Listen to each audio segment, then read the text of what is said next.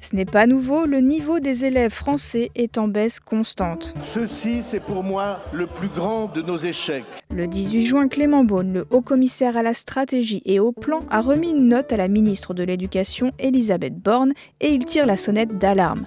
Les élèves français ont un niveau moyen, voire faible. C'est au primaire que la situation est la plus préoccupante. Et si le niveau des élèves baisse, c'est parce que celui des enseignants baisse également. Le métier a du mal à recruter, des centaines de postes ne sont pas pourvus et l'État fait de plus en plus appel à des contractuels qui n'ont jamais eu le concours de professeurs des écoles et qui ne sont pas formés.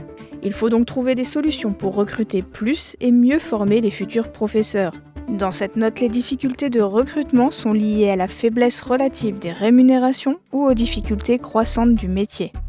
Les étudiants se dirigent vers des métiers mieux payés, il y a donc moins de candidats qui se présentent au concours et ce ne sont pas forcément les plus performants.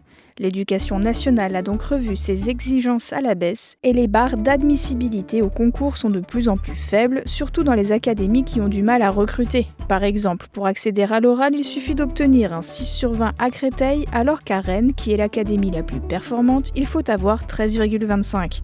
Toujours dans une optique d'attirer plus, le concours s'ouvrira dès 2026 aux étudiants de niveau licence, soit Bac+3, alors que jusqu'ici il fallait être au niveau master, soit Bac+5.